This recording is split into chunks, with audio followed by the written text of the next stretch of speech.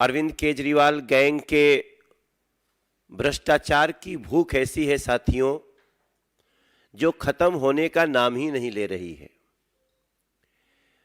अभी दिल्ली के लोगों को ऐसा प्रतीत होने लगा है कि ये लोग आम आदमी पार्टी के सरकार में न तो खजाना सुरक्षित है और न ही दिल्ली के स्कूलों में पढ़ने वाले बच्चे सुरक्षित हैं। अभी तो शराब घोटाले की जांच चल ही रही है, इसकी कड़ियां जोड़ने में एजेंसीज लगी ही हुई है। ऐसे भ्रष्टाचारियों को सजा मिले, ऐसे भ्रष्टाचारियों को अपने पदों पे न रखा जाए, अभी इसकी लड़ाई तो चल ही रही है। चार्जशीट आनी अभी बाकी ही है। तब तक हमें शिक्षा के विभाग में भी एक बड़े घोटाले का सामने दर्शन हो गया है। जब मैं आपसे बात कर रहा हूं, संजय जी ने जो परिचय दिया, हमारे साथ शहजाद पूनावाला जी, दिल्ली को और देश को जान करके बहुत दुख होगा कि दिल्ली की स्कूल में पढ़ने वाली एक बच्ची के ऊपर चलता हुआ पंखा गिर गया। नांगलोई की वो बच्ची इस समय अस्पताल में जीवन और मौत से जूझ रही है। अभी भी उसकी स्थिति चिंताजनक है। ठीक 2 मिनट पहले भी मेरी वहां उपस्थित लोगों से बात हुई है। लेकिन सवाल उठता है कि यह पंखा गिर क्यों जाता है, यह गिरने का सिलसिला ऐसा क्यों चल रहा है दिल्ली में। अरविंद केजरीवाल गैंग का चरित्र तो गिर ही रहा है, बच्चों के ऊपर पंखे गिर रहे हैं। अभी तो किसी दिन यह भी समाचार आ सकता है कि स्कूल का आधा हिस्सा ही गिर गया। कई ऐसे स्कूल हैं जो मैं विजिट करके भी आपके सामने खड़ा हूं। सर्वोदय कन्या विद्यालय, मलकागंज का विद्यालय ऐसा ही है, कोई जाकर के देख ले। और ऐसे ऐसे कम से कम 400 विद्यालय हैं जो कभी भी गिर सकते हैं। पंखा क्यों गिर रहा है, अगर इसका छोटा सा हम आपको डिटेल्स दें तो शायद आपको याद आए, हमने एक केस किया है। हरीश खुराना ने, प्रवेश वर्मा ने, नीलकांत बख्शी, ये सब लोग इसमें कंप्लेनेंट है। और हमारी उस कंप्लेन को लोकायुक्त महोदय ने भी माना कि इसमें गड़बड़ी है और चीफ सेक्रेटरी से जांच की रिपोर्ट मांगी गई है। लेकिन आपको याद होगा, हम लोगों को ये आवाज उठाने के कारण हमारे ऊपर मानहानि का मुकदमा दायर कर दिया। मनीष सिसोदिया, जो करप्ट नंबर 1, जिनको दिल्ली में एक्यूज नंबर 1 सब कह रहे हैं। और उसी केस में जब आती है जानकारी की रिपोर्ट दिया जाए, तो रिपोर्ट जो सामने आती है आप सबको चौंका देगी। हमने केस किए थे कि 5 लाख रुपए के कमरे 25 लाख में बन रहे हैं। 5 का 25, ऐसा दिल्ली के लोग सन्न थे। लेकिन जब ये रिपोर्ट आई है तो आप सभी को जान करके दुख होगा कि ये रिपोर्ट कह रही है कि ये 5 का 25 नहीं, ये 5 लाख का 33 लाख है। ये 5 का 33 हो गया है। ये हमारे दिल्ली के विद्यालयों की शिक्षा की व्यवस्था, जो कमरा बन सकता है 5 लाख में, वो इन्होंने बनाया 33 लाख में। और ये हम नहीं कह रहे, ये रिपोर्ट है। इस रिपोर्ट को पढ़ने के बाद कोई भी चौंक जाएगा कि जिस शिक्षा की बात करते हैं उसका देखिए स्थिति क्या है। आप जान के हैरान रह जाएंगे कि इन लोगों ने नंबर ऑफ रूम्स बढ़ाने के लिए, उस लूट को बढ़ाने के लिए, टॉयलेट को भी कमरों का नाम दे दिया। मैं समझता हूं दिल्ली नहीं, पूरे दुनिया में यह अनोखी लूट हुई होगी जहां कमरे बनाने में 5 का 33 तो हो रहा है, लेकिन टॉयलेट को भी कमरा में गिन लिया गया। यह रिपोर्ट कह रही है in 194 schools 1214 toilets were constructed. Toilets were counted and projected as classrooms by Delhi government. भ्रष्टाचार की ऐसी भूख, मैं समझता हूं यही कारण है जहां आज एक बच्ची जीवन मौत से जूझ रही है, चलता हुआ पंखा गिर जा रहा है। अगर इस देश में, दिल्ली में कोई भी सुनेगा दिल्ली के स्कूल में बच्चे पढ़ रहे होते हैं तो पंखा गिर जाता है, उस अभिभावक की स्थिति क्या होगी? दिल्ली सरकार में स्कूल में पढ़ाने वाले अभिभावकों की स्थिति क्या होगी? और यह पहली बार नहीं हुआ है, यह पहले भी कई बार हुआ है, लेकिन उसके बाद भी बड़े बेशर्मी से इसको सर्वश्रेष्ठ ऐसे लोगों को पुरस्कृत करने की बात करते हैं लोग। आपको जान के दुख होगा, अभी तो शुक्र है बेटी की जान अभी लगता है कि बच सकती है, मगर इसके ऊपर उनका जवाब नहीं आएगा। मनीष सिसोदिया, अरविंद केजरीवाल गैंग का जवाब इस पे नहीं आएगा। आपको जानकर के हैरानी होगी कि ये सेमी परमानेंट स्ट्रक्चर बनाते हैं स्कूलों में, जिसके कारण पंखे गिरते हैं। अब सवाल उठता है, what is semi permanent structure? Semi permanent structure का मतलब होता है कड़ी कुंडी की छत, जो बहुत ही मजबूरी में बनाई जाती है, बहुत शॉर्ट टर्म के लिए बनाई जाती है। दिल्ली के इतने लाखों बच्चों के साथ ऐसा खिलवाड़ क्यों? सेमी परमानेंट स्ट्रक्चर क्यों, परमानेंट स्ट्रक्चर क्यों नहीं? अगर इसके तह में जाएंगे तो एक और भी बड़ी सी कहानी आपको सामने दिखाई देगी। मेरा मानना है ये इन्होंने सेमी परमानेंट स्ट्रक्चर, कड़ी कुंडी की छत बनाने के साथ ही इन्होंने दिल्ली सरकार में पढ़ रहे हमारे बच्चों को खतरे में डाल दिया। और ये सारी जानकारी तो तब आई है जब कोर्ट ने एसीबी जांच शुरू करने के जल्दी की आदेश किया। लोकायुक्त ने मान ही लिया इसमें कुछ गड़बड़ी है, रिपोर्ट मांगी गई है। लेकिन आप सोचिए, बात यहीं तक नहीं है। जिस दिल्ली सरकार के स्कूलों में मात्र 350 स्कूलों में ही साइंस पढ़ने की व्यवस्था है, बाकी 1024 के स्कूलों में साइंस पढ़ने की व्यवस्था ही नहीं। यहां कोई रमन नहीं निकल सकता, यहां कोई वैज्ञानिक नहीं निकल सकता। और उस शिक्षा व्यवस्था की तारीफ करते ये थकेंगे नहीं। हमारी आवाज को आप मानहानि लाकर चाहे जितना भी रोकने की कोशिश करो, अरविंद केजरीवाल, मनीष सिसोदिया, लेकिन आपको यह जवाब देना होगा कि दिल्ली सरकार ने 5 लाख का कमरा 33 लाख में कैसे बनाया, टॉयलेट्स को भी कमरा क्यों गिना, और आज बेटियां, बच्चे असुरक्षित क्यों हैं, स्कूलों में पंखे क्यों गिर रहे हैं, इसका भी जवाब आपको देना होगा। मुझे लगता है कि इस बात को उठाने के बाद निश्चित रूप से आम आदमी पार्टी इसका जवाब देगी, लेकिन जवाब इसी मुद्दे पे देना चाहिए। इसको भी डाइवर्ट करने की कोशिश मत करना, शराब घोटाले के प्रश्नों की तरह। आपको इसका जवाब देना होगा, क्योंकि इसका जवाब मात्र मनोज तिवारी या शहजाद पूनावाला, संजय मयूख नहीं चाहते, इसका जवाब दिल्ली की जनता चाहती है। शिक्षा घोटाले की, क्लासरूम घोटाले की बात रखी है। 1 पे 1 फ्री से 5 का 33, ये मॉडल है। और मॉडल क्या है?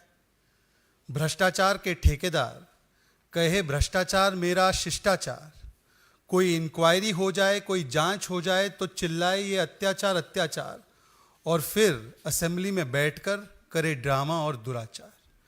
देखिए मित्रों, आज सवाल सिर्फ इतना पैदा होता है। आपने देखा होगा परसों नोएडा में 2 टावर, ट्विन टावर ध्वस्त किए गए। पर दिल्ली की जनता पूछ रही है कि दिल्ली का जो ट्विन टावर ऑफ करप्शन है, एक टावर है शिक्षा घोटाले का और दूसरा टावर है शराब घोटाले का। और इस दोनों टावर का जो बिल्डर है मनीष सिसोदिया, देखिए कितनी विडंबना की बात है कि दुनिया में एक लौता ऐसा केस होगा जहां पर शिक्षा मंत्रालय और शराब मंत्रालय दोनों एक ही बिल्डर, एक ही व्यक्ति के हाथ में, और इस मंत्री ने दोनों ही tower of corruption, twin tower of corruption खड़ी कर दी। एक शराब घोटाले की टावर ऑफ करप्शन, दूसरी शिक्षा घोटाले की टावर ऑफ करप्शन। और जनता पूछ रही है कि केजरीवाल जी ऐसी क्या मजबूरी है आपकी कि ये दो twin tower of corruption of Delhi के ट्विन टावर ऑफ करप्शन को ध्वस्त करने में या कम से कम उनका इस्तीफा लेने में आप इतना कतरा क्यों रहे हैं? मॉडल तो ये भी बन गया है कि मांगा जनता ने पाठशाला, दिया केजरीवाल ने मधुशाला। मांगा जनता ने पाठशाला, दिया केजरीवाल ने मधुशाला। और अब जब हम सवाल पूछते हैं कि इस मधुशाला में जिस प्रकार से हुआ घोटाला, तो अब ये जवाब देने के बदले कभी न्यूयॉर्क टाइम्स पर चले जाते हैं, कभी एलजी पर चले जाते हैं, कभी गुजरात चले जाते हैं, कभी 2024 चले जाते हैं, कभी असेंबली में पहुंच जाते हैं। असेंबली में किसी भी बहुमत टेस्ट की जरूरत नहीं है। जनता जो है वो करप्शन का टेस्ट चाहती है, कॉन्फिडेंस का टेस्ट नहीं चाहती। जनता करप्शन का टेस्ट करवाना चाहती है, आप कॉन्फिडेंस का टेस्ट करवा रहे हैं। सवाल ये भी पैदा होता है कि असेंबली में बहुमत के कॉन्फिडेंस को साबित करने की जरूरत नहीं है। जनता में यदि कॉन्फिडेंस है आपको तो जाकर जवाब दीजिए। देखिए 38 दिन हो चुके हैं। 38 दिन का मतलब लगभग 43 लाख सेकंड। 43 लाख सेकंड से हमारे 15 सवाल शराब घोटाले को लेकर वही हैं। और इस मंच पर चाहे मीनाक्षी लेखी जी हो, चाहे परवेश वर्मा जी हो, सुधांशु त्रिवेदी जी हो, गौरव भाटिया जी हो, संबित पात्रा जी हो, आदेश गुप्ता जी, हरीश भाई, मनोज तिवारी जी या मैं, हम लगातार वही 15 सवाल पूछ रहे हैं। हमारे वो 15 सवालों में एक भी रुपए की तब्दीली नहीं हुई है आज तक। 38 दिन जब से सीबीआई प्रोब के आदेश दिए गए, 33 लाख सेकंड्स। परंतु आपने देखा होगा कि इन 38 दिनों में अरविंद केजरीवाल और आम आदमी पार्टी हर रोज एक नए मुद्दे को उठाती है और गोल पोस्ट शिफ्ट करने की कोशिश करती है। और भरसक प्रयास उसका यही रहता है कि हमसे शराब घोटाले पर या शिक्षा घोटाले पर सवाल कतई ना पूछे जाए। इसलिए मैं वो सवाल बहुत संक्षेप में आपके सामने फिर से दोहराना चाहता हूं और उम्मीद करता हूं कि अरविंद केजरीवाल जी अगर बोलेंगे, मनीष सिसोदिया अगर बोलेंगे तो इस मुद्दे पर बोलेंगे, ना कि उधर उधर की बातें करेंगे। वो सवाल क्या थे जो हमारे तमाम नेताओं ने, प्रवक्ताओं ने उठाए? कमीशन 2.5% से 12% क्यों हुई?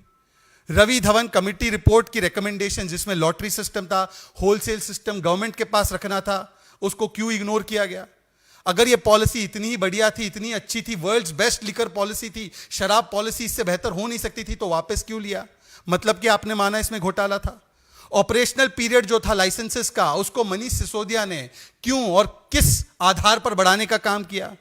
50 रुपए प्रति क्रेट का डिस्काउंट इंपोर्टेड लिकर पर क्यों दिया गया, वो भी वायलेशन करके, नॉर्म्स के, रूल्स के?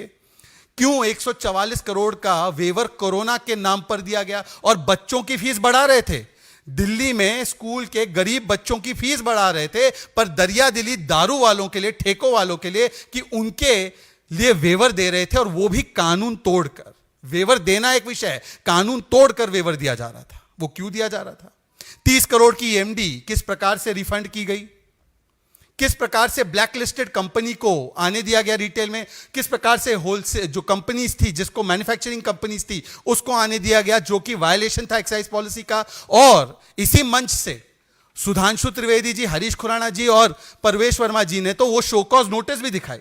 वो शोकॉज नोटिस थी जो कि एक ब्लैकलिस्टेड कंपनी को दी गई थी, 2021 अक्टूबर में दी गई थी, कि इस कंपनी ने वायलेशन किया है। इसके ऊपर आज तक क्या कार्रवाई की एक्साइज डिपार्टमेंट और मनीष सिसोदिया ने? कोई कार्रवाई नहीं की, क्योंकि पंजाब के लिए उनको वहां से आ रहा था इनकमिंग।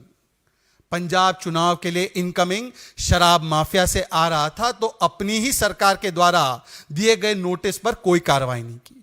एक आंकड़ा आपको मैं बताना चाहता हूं, बार बार मनोज तिवारी जी ने बताया है कि दारू की सेल तो भरपूर बढ़ी, 70-80% विस्की, वाइन, सबकी सेल बढ़ी, सरकारी खजाने में सेंध लगी। और किस प्रकार से सेंध लगी, आप ही के मीडिया वालों ने इसको एनालाइज करके बताया है।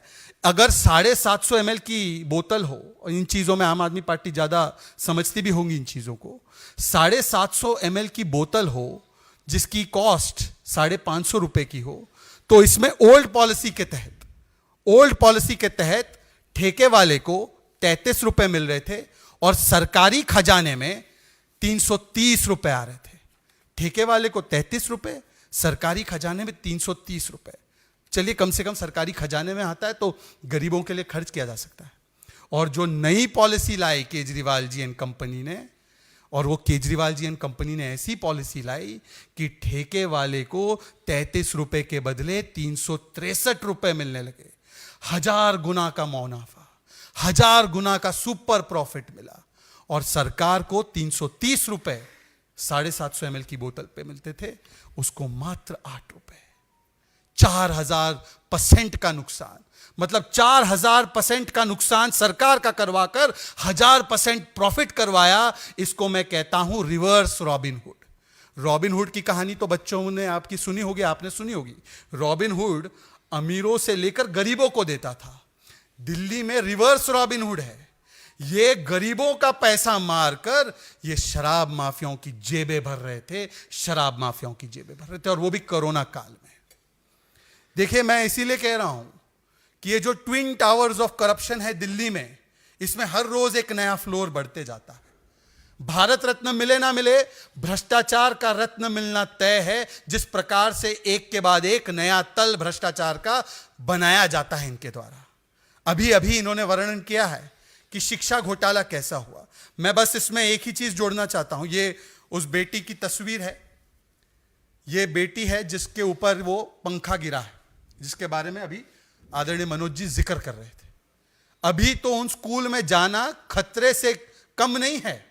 खतरों के खिलाड़ी है तो दिल्ली की सरकारी स्कूल के कमरे में घुसिएगा, क्योंकि यह सेमी परमानेंट स्ट्रक्चर पूरे के पूरे करप्शन के सीमेंट से बनाया गया है। इसीलिए कॉस्ट ऑफ कंस्ट्रक्शन 5 लाख से बढ़कर 33 लाख। और देखिए कितना भद्दा मजाक किया जाता है। टॉयलेट को क्लासरूम बताते हैं। हम इनसे पूछते थे डिबेट में, बार बार डिबेट में हम पूछते थे, हरीश भाई मैं, कि 500 नए स्कूल का था वादा, 850 ठेके तो आपने खुलवाने का प्लान बनवा दिया। जरा ये बताइए कि स्कूल कहां है नए? कहां है ये स्कूल जहां पर प्रिंसिपल है, ग्राउंड है, साइंस कॉमर्स सिखाते हैं, जहां पर ईडब्ल्यूएस को सीट देते हैं? कहां है ये स्कूल जहां पर 40,000 से ज्यादा टीचर के पोजीशन वेकेंट है, 22,000 गेस्ट टीचर नहीं है? कहां है ये स्कूल? दिखाइए तो, एक तो स्कूल दिखाइए। तो ये बताते थे हमने क्लासरूम बना दिए, हमने क्लासरूम बना दिए। ये क्लासरूम क्यों बना रहे थे ये भी समझ में आ रहा है, परंतु अब पता चल रहा है सीवीसी की रिपोर्ट से कि टॉयलेट को क्लासरूम बना रहे, टॉयलेट को क्लासरूम बता रहे। इसीलिए देखिए, मैंने 2 तस्वीर इंटरनेट से निकाली है। ये जरा दिखाइएगा केजरीवाल जी को। इसको क्लासरूम कहते हैं। This is classroom. क्लासरूम में ब्लैक बोर्ड होता है, क्लासरूम में बेंच होती है, क्लासरूम में स्टूडेंट बैठते हैं, वहां पर उसको मंदिर कहते हैं हम लोग, उधर शिक्षा दी जाती है। ये क्लासरूम है। जरा दिखा दीजिएगा ये classroom. This is how classroom looks. और ये है टॉयलेट। टॉयलेट में जो है दरवाजा होता है, टॉयलेट सीट होती है, फ्लोर होती है, मग्गा होता है, ये सारी चीजें होती है। तो क्लासरूम और टॉयलेट अलग अलग होते हैं। कृपया करके टॉयलेट को क्लासरूम गिनाकर अपनी उपलब्धि ना दिखाएं। अगर ऐसी ही वर्ल्ड क्लास एजुकेशन मॉडल है जहां पर टॉयलेट को क्लासरूम बताया जा रहा है, तो भगवान बचाए हमारे बच्चों को। परंतु आज सवाल सिर्फ इतना है कि मत कहो अत्याचार अत्याचार, मत करो असेंबली में ड्रामा और दुराचार, और ये बताओ कि क्यों किया शराब और शिक्षा में इतना व्यापक भ्रष्टाचार। देखिए, ये लोग आजकल जो कार्य कर रहे हैं और जिस प्रकार से मुद्दे को डाइवर्ट करते हैं, हालांकि उनकी मास्टरी है, वो इशू डाइवर्टिंग मास्टर हैं, लेकिन इनके स्कूलों में 16,400 से ज्यादा शिक्षकों का अभाव है। आप कह देते हैं हम 20,000 नए क्या 22,000 नए कमरे बनाए, तो उसमें टॉयलेट आ गया है तो अलग बात है, लेकिन अगर नए कमरे बनेंगे तो पढ़ाएगा कौन? सिंपल सी बात है कि अगर नया कमरा बनेगा तो उसमें कोई घोष तो पढ़ाएगा नहीं। किसी न किसी को तो आना ही पड़ेगा, लेकिन इनकी टीचर की संख्या बिल्कुल ही नहीं बढ़ी।